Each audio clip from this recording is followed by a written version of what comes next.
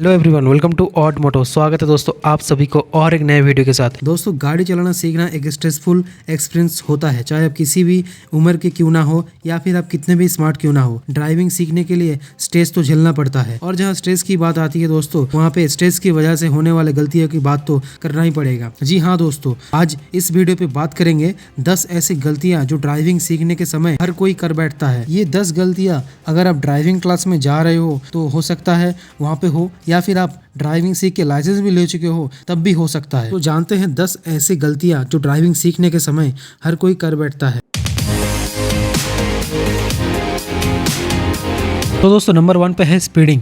दोस्तों हम लोग बचपन से ही कार रेसिंग और मूवीज में दिखाया गया कार स्टंट देख के बड़े हुए हैं। तो जैसे हम लोग कार पे बैठते हैं तो फटाफट गाड़ी भगाने को मन करता है, और इसी समय गलतियां हो जाती है। जैसे कि आप स्पीड बढ़ा रहे हो और स्पीड के साथ साथ आपको clutch, brake, accelerator, gear shifting और कभी कभी हॉर्न भी यूज करना पड़ता है, लेकिन आप साथ साथ कर नहीं पाते हो क्योंकि आप उस काम में अभी तक एक्सपर्ट नहीं बन पाते हो। स्पीड के साथ ये सब चीज अगर सही टाइम पे यूज नहीं कर पाए तो एक्सीडेंट होने का चांस बढ़ जाते हैं। और अगर आप स्पीड के साथ साथ ब्रेक, क्लच, गियर शिफ्टिंग का यूज सही से यूज करना सीख गए हैं तो फिर आपको ये ध्यान में नहीं रहता है कि किधर स्पीड स्लो करना है। जैसे स्कूल के सामने, टर्निंग में, चौक जैसे इलाकों में आपको थोड़ा बहुत स्पीड कम करके चलाना पड़ेगा, तो ये आपको ध्यान नहीं रहता है। इसी के साथ अगर आप किसी स्पीडी रोड पे ड्राइविंग प्रैक्टिस कर रहे हैं जहाँ पे सारी गाड़ियाँ तेज़ से निकल रहे हैं, वहाँ पे अगर आप 20 की स्पीड से बीच लेन में ड्राइविंग कर रहे हो तो फिर आपके पीछे आने वाले ड्राइवर को दिक्कत हो सकता है। तो सही जगह पे सही स्पीड के साथ ड्राइविंग प्रैक्टिस करें और आगे जाके जिम्मेदारी के साथ ज़रूरत के हिसाब स्पीड मेंटेन करके ड्राइविंग सीखें। Number 2, concentration. गाड़ी चलाना सीखने के समय क्या होता है कि आप एक साथ बहुत कुछ करते हो। आपको रास्ते पे ध्यान देना पड़ता है, पैर का यूज़ करके एक्सीलेटर, ब्रेक, क्लच का यूज़ करना पड़ता है, एक हाथ पे स्टीयरिंग रहता है, एक हाथ पे आपको गियर शिफ्टिंग करना पड़ता है। इसीलिए बहुत ज़्यादा कंसंट्रेशन करना पड़ता है। आप जितना जल्दी एक्सपर्ट होते जाओगे ये काम भी उतना ईजीली आप कर लोगे, लेकिन तब तक आपको बहुत ज़्यादा कॉन्सेंट्रेट करके सब काम करना पड़ेगा। जितना जल्दी एक्सपर्ट होते जाओगे उतना सिचुएशन के हिसाब से जल्दी रिस्पॉन्स करोगे, उतना जल्दी गाड़ी स्पीड करोगे, गाड़ी रोकोगे। अगर कंसंट्रेशन में थोड़ा बहुत भी कटौती हो गई तो आप सिचुएशन को सडनली समझ नहीं पाओगे और पैनिक करके कुछ अनहोनी कर बैठोगे। इसी को अवॉइड करने के लिए दोस्तों कंसंट्रेट करना बहुत ज़रूरी होता है। आपने अगर नोटिस किया होगा दोस्तों कि जो लोग ड्राइविंग स्कूल में जाते हैं ड्राइविंग सीखने के लिए, ट्रेनर जो होता है ड्राइविंग स्कूल में बीच बीच में गाड़ी रोक के ना कुछ सिखाता रहता है। तो उससे क्या होता है, तो जो ट्रेनी रहता है, जो गाड़ी चलाना सीख रहा है, उसका कॉन्सेंट्रेशन बना हो रहता है। अगर आप खुद से इंडिपेंडेंटली ड्राइविंग सीख रहे हो, आपके पास अगर ट्रेनर नहीं है, तो मैं आपको सजेस्ट करूँगा कि आप बीच बीच में गाड़ी रोक के थोड़ा माइंड चेंज कीजिए। इससे क्या होगा कि आपका कंसंट्रेशन लेवल बढ़ जाएगा और आप सही से ड्राइविंग कर पाओगे।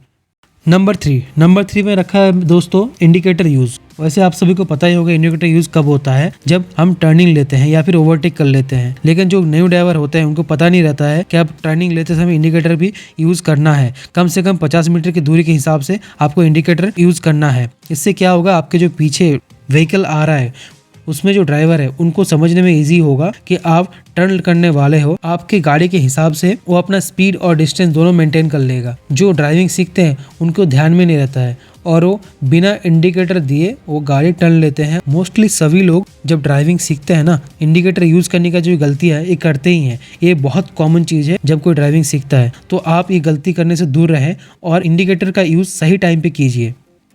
नंबर 4 पे मैंने रखा है दोस्तों मिरर एडजस्टमेंट। तो गाड़ी में जैसे आप बैठोगे पहली बार ना, पहला काम आपको यही करना है, आपके हाइट के हिसाब से सीट एडजस्ट करो और सीट एडजस्ट करके ही आप मिरर का पोजीशन चेक कर लो। आप बॉडी का पोस्चर बिना चेंज किए आप मिरर को चेकआउट कर पा रहे हो, ऐसा पोजीशन अपने आप को प्लेस करो सीट पे। बिना मिरर देखे आप अगर कार टर्न ले रहे हो, रिवर्स ले रहे हो, या तो फिर आप गाड़ी स्टार्ट करके रोड के मेन लेन पे ले आ रहे हो, तब पीछे से आने वाला ड्राइवर अगर जज नहीं कर पाया तो बड़ा कुछ हो सकता है।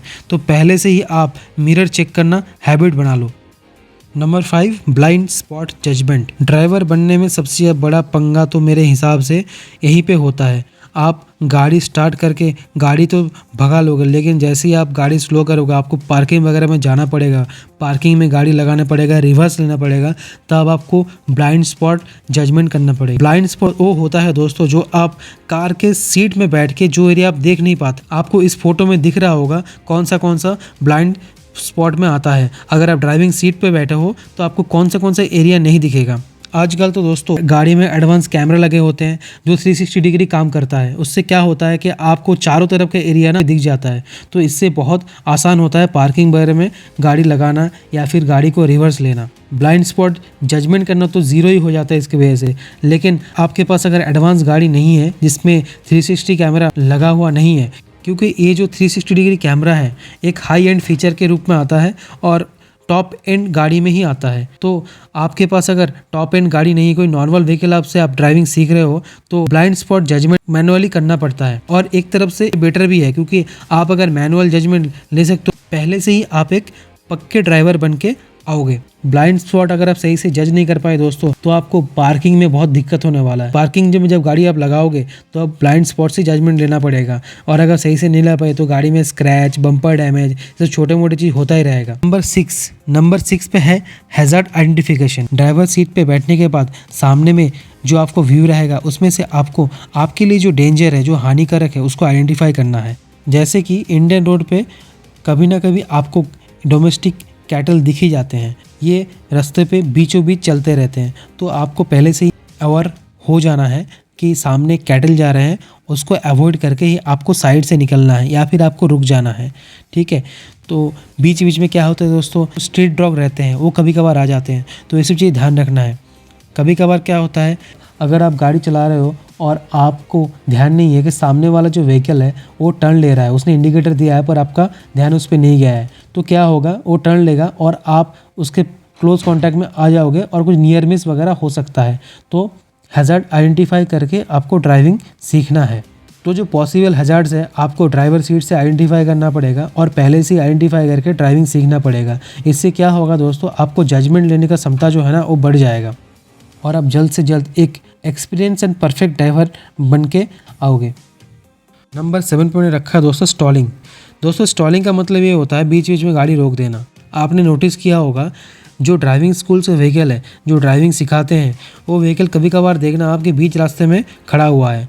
उसका मतलब ये होता है दोस्तों, जो ड्राइवर है वो पैनिक होकर बीच में गाड़ी रोक दिया है। आप करना नहीं चाहते हो, लेकिन जब ड्राइविंग सीखता है कोई वो हो जाता है, तो ये आपको अवॉइड करना है। अवॉइड कैसे करोगे आप? अवॉइड करने के लिए दोस्तों आपको सिग्नल पे ध्यान देना पड़ेगा, जैसे मैंने पहले बोला कि हैज़ार्ड आइडेंटिफाई करके चलना पड़ेगा।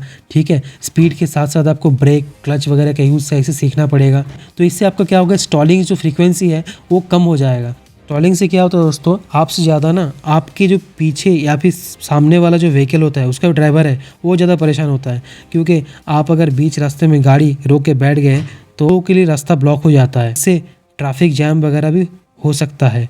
Number 8, assuming other driver will do. इसका सिंपल मतलब ये होता है दोस्तों, जो सामने वाला मेरा व्हीकल आ रहा है उसका जो ड्राइवर है वो देख लेगा। इसका एग्जाम्पल ये है दोस्तों कि आप किसी गाड़ी के पीछे आप ड्राइव सीख रहे हो, ठीक है, और उस गाड़ी का स्पीड थोड़ा बहुत ज़्यादा है, आप सेम स्पीड मेंटेन कर रहे हो पर डिस्टेंस बहुत कम रखा है, तो सडनली जब सामने वाला व्हीकल ब्रेक करेगा तो आपको ही ब्रेक करना पड़ेगा। लेकिन आप तब तक में भी आप एक्सपर्ट नहीं बन चुके होगे और आप सडनली ब्रेक नहीं कर पाओगे, तो इससे क्या होगा कि एक्सीडेंट होने का चांस बहुत ही ज़्यादा बढ़ जाएगा। और दूसरा तब होता है जब कोई टर्न लेता है, सपोज़ आपको टर्न लेना है और सामने वाला व्हीकल को भी टर्न लेना है, ठीक है, और तब आपको ये देख के समझ में नहीं आता कि आप पहले टर्न लोगे या फिर सामने वाला व्हीकल टर्न लेगा। आपको लगता है कि वही बंदा पहले करेगा और आप रुक जाते हो। आप रुक जाते तो भी दिक्कत है, अगर आप नहीं रुके आप चले गए तो वो भी दिक्कत है। तो मैं इस बारे में बोलना चाहूँगा, पहला जजमेंट आप लें। रुकना है तो आप पहले रुकिए, या फिर आगे अगर जाना है तो आप पहले जाएं। इससे दोनों का रिस्क थोड़ा कम हो जाता है। नंबर 9 दोस्तों, नंबर 9 पे रखा है ड्राइविंग अंडर द इन्फ्लुएंस। आपने ड्राइविंग थोड़ा बहुत सीखा नहीं और 4 दोस्तों को बिठा लिए और चले लॉन्ग ड्राइव पे। इसमें क्या होगा कि उसमें से कोई एक बंदा रहेगा जिसको सही से ड्राइविंग आता है और आपको चिढ़ाएगा, ठीक है, कि अब चलाओ, ऐसे चलाओ, वैसे चलाओ। और आप इन्फ्लुएंस होके वैसे ही ड्राइव करने की कोशिश करोगे, लेकिन आपका एबिलिटी वो नहीं रहेगा जो आपके दोस्त का है। तो आप स्पीड वगैरह मेंटेन नहीं कर पाओगे, आप जज नहीं कर पाओगे और एक्सीडेंट होने का चांस बहुत ही बढ़ जाएगा। तो मेरा सबसे रिक्वेस्ट यही है, किसी के भी इन्फ्लुएंस में आके आप जब तक एक्सपर्ट नहीं बन जाते आप अपने हिसाब से ही ड्राइविंग कीजिए। अगर आपको ड्राइविंग सही से नहीं आता है, सरेंडर हो जाओ कि मेरे को सही से नहीं आता है। आपको आपके दोस्तों से कुछ बातें सुननी तो पड़ेगी, लेकिन आप सेफ रहोगे। ये तो रही दोस्त की बातें। दूसरी तरफ कुछ कुछ फैमिलीज ऐसे रहते हैं जो अपने घर के बच्चों को जल्द ही गाड़ी खरीद देते हैं, बहुत कम उम्र में, या फिर कभी कभी तो 18 साल से पहले ही बच्चे ड्राइविंग सीख जाते हैं और आगे जाके कुछ ना कुछ एक्सीडेंट कर ही देते हैं। तो ये सब चीज़ों से बहुत दूर रहना है और आपको अपने जजमेंट के हिसाब से ही ड्राइव करना है। तो जिम्मेदारी से ड्राइव कीजिए, किसी के इन्फ्लुएंस में आके ड्राइविंग कभी मत कीजिए। Number 10, last point of the topic, parking.